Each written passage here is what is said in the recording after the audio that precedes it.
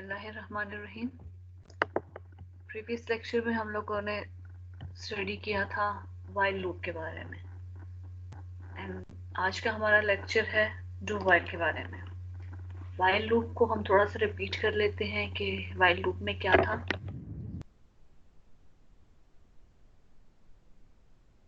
Loop in C programming is to repeat a block of statement for a given number of time until the given condition is false।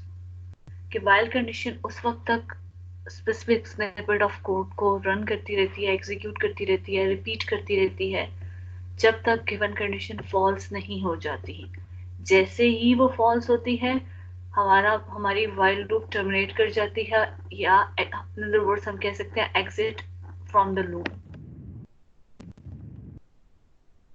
Chart इसका देख लेते हैं हम लोग। Flow chart में क्या है कि हमने कुछ चीज इनिशियलाइज की, कोई ना कोई वेरिएबल इनिशियलाइज किए। वाइल कंडीशन में हमने जो एक्सप्रेशन लिखी थी वो कोई भी कंडीशन हो सकती है। अगर वो ट्रू होती है तो स्पेसिफिक ग्रुप ऑफ स्टेटमेंट्स आपने एग्जीक्यूट कराने हैं, कुछ ना कुछ इंक्रीमेंट कराना है, डिक्रीमेंट कराना है, अकॉर्डिंग टू योर चॉइस। जो आपकी रिक्वायरमेंट है, जैसी प्रोग्राम की डिमांड है, उसके अकॉर्डिंग आपने स्पेसिफिक स्टेटमेंट्स लिखनी है।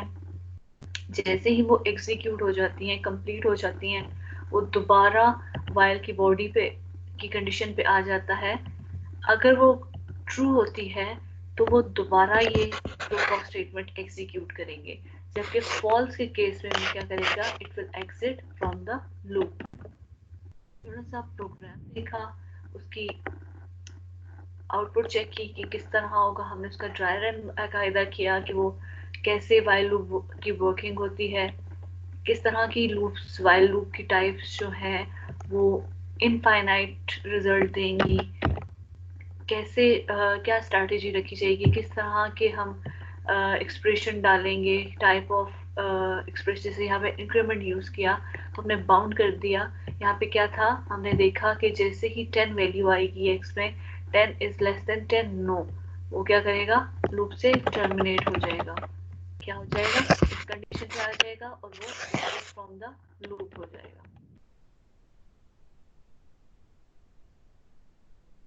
इस लेक्चर का बेसिक पर्पस है डू वाइल लूप। रेडी कर लेते हैं। क्या कहते हैं कि do while loop in C programming will test the given condition at the end of loop. Like जो वाइल लूप थी वो क्या करती थी, जैसे ही वाइल एग्जीक्यूट करता था तो हर दफा उसकी बॉडी में जो एक्सप्रेशन हम लिखते थे वो उसको चेक करता था। अगर वो ट्रू होती थी तो एग्जीक्यूशन में वो जाता था, लेकिन अगर वो फॉल्स होती थी हम एग्जिट कर जाते थे लूप से। जबकि in other words do while थोड़ी डिफरेंट है। डू वाइल क्या करती है, it taste the given condition at the end of loop. मतलब लूप के आखिर में, लूप को जो साइंटिस्ट जैसे भी हम देखेंगे किस तरह लिखते हैं, eight the end of loop वो कंडीशन की testing. Do while loop in C execute the statement inside the code block at least once even if the condition is false। ये क्या कह रहा है कि अगर even condition false हो भी जाती है तब भी एक दफा जरूर रन करेंगे। फाइल में क्या होता था कि अगर कंडीशन फॉल्स हो जाती है तो कभी भी, इस केस में अगर हम ये स्पेसिफिक कोड देखें तो वो ऐसा कौन सा केस होगा कि जिसमें वाइल की लूप कभी चले ही ना, राइट। तो वो कौन सा केस होगा, अगर हम x की वैल्यू में 10 इनिशियलाइजेशन करते हैं, मतलब हम कह देते हैं कि x की वैल्यू 10 है, तो वाइल पे जैसे ही आएगा 10 is less than 10, no 10 is not less than 10, 10 is equal to 10, इसका मतलब फॉल्स। तो ये कंडीशन कभी भी नहीं चलेंगी, it will directly jump to this portion. और यहाँ पे अगर जो भी हमारा कोड होगा, जो भी हम स्टेटमेंट लिखेंगे वो एग्जीक्यूट करेगा। सो दैट्स मीन कि वाइल हमेशा पहले टेस्टिंग करता है क्या इधर वो ट्रू है फॉल्स, और उस ट्रू फॉल्स के बेसिस पे कोई ना कोई डिसीजन लेता है। जबकि जो डू वाइल है वो कह रहा है कि इट डजंट मैटर कि ट्रू है या फॉल्स, एटलीस्ट वंस, मतलब एटलीस्ट वन, एक दफा तो एग्जीक्यूट होनी ही होनी।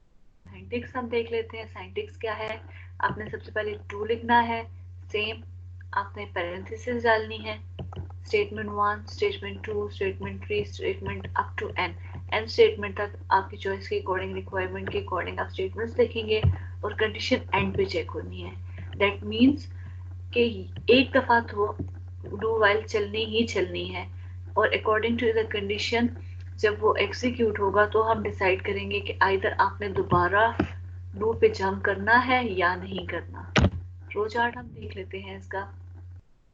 फ्लो चार्ट क्या कह रहा है, इनिशियलाइजेशन हो रही है। इनिशियलाइजेशन में हम कहते हैं हम कह देते हैं x इक्वल टू 10, आपने इनिशियलाइज कर दिया है कोई वेरिएबल, राइट। और after initialization group of statements, right, group of statements कुछ ना कुछ एग्जीक्यूट होंगी। लाइक हमने लिखी 1 से लेके 2 से 1 2 एंड अप टू n, और आपने कोई इंक्रीमेंट डिक्रीमेंट लगा दिया। इट इज़ नॉट नेसेसरी कि आप इंक्रीमेंट डिक्रीमेंट लगाओ, ये अकॉर्डिंग टू योर रिक्वायरमेंट आप लगाते हैं कि आपको चाहिए। आपने इंक्रीमेंट या डिक्रीमेंट ऑपरेटर लगाया, उसके बाद मतलब एक दफ़ा एटलीस्ट वंस ये एग्जीक्यूट होगा और उसके बाद कंडीशन चेक की जाएगी। अब वो कंडीशन या तो ट्रू होगी या तो वो फॉल्स होगी। ट्रू के केस में वो क्या करेगा, वो दोबारा इनिशियल फेज पे चला जाएगा, मतलब ग्रुप ऑफ स्टेटमेंट्स एग्जीक्यूट करेगा, आपको इंक्रीमेंट डिक्रीमेंट करेगा। जबकि फॉल्स के केस में वो दोबारा इन स्टेटमेंट्स को एग्जीक्यूट नहीं करेगा। फॉल्स अगर कंडीशन फॉल्स हो जाती है तो वाइल यहाँ जंप नहीं करेगा, ये स्टेटमेंट्स एग्जीक्यूट नहीं करेगा। इसके बाद जो कुछ भी लिखा होगा it will execute this portion, right.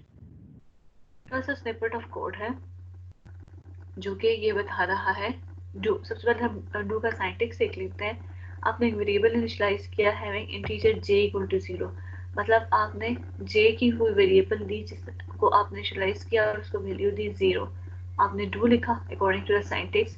आपने कहा value of variable j is %d, मतलब फॉर्मेट स्पेसिफाई किया। नई लाइन पे आप लिखते हैं value of j, current value of j क्या है 0। क्या आ जाएगा, value of variable j is 0। क्या हुआ, j इंक्रीमेंट हो गया। j में करंटली 0 था, अब वो क्या आ चुका है, पहले 0 था, अब j की वैल्यू में 1 आ चुका है। ठीक है, उसके बाद क्या हुआ, यहाँ पे दोबारा कंडीशन चेक होगी, वाइल 1 इज लेस देन और equal to 3, yes or no, obviously yes, 1 is less than 3, तो क्या होगा, दोबारा डू पे आ जाएगा, स्टेटमेंट पे आ जाएगा।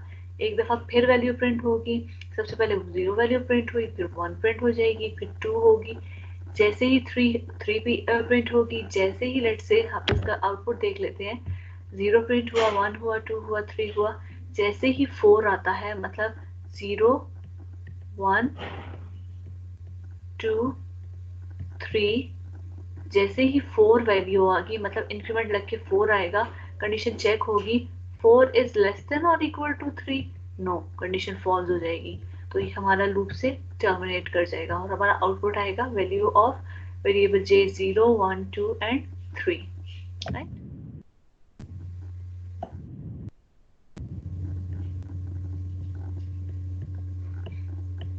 उसके बाद हम एक छोटा सा क्वेश्चन रख लेते हैं कि आपने भी स्टडी किया, वाइल लूप के बारे में पढ़ा, डू वाइल के बारे में पढ़ा। सो आपके लिए क्वेश्चन ये है कि difference between while and do while, while और डू वाइल में बेसिक डिफरेंस क्या है, कौन से ऐसे सिनेरियोज हैं कि जिसमें हम लोग वाइल को यूज करते हैं और कौन से ऐसे सिनेरियोज हैं जो उसमें हम डू वाइल को यूज करते हैं और इनकी नीड क्यों आई, राइट। तो हमने काफी डिटेल में वाइल लूप भी पढ़ चुके हैं और डू वाइल भी कर चुके हैं। सो हम कंक्लूड करते हैं अपना डू वाइल का। आफ्टर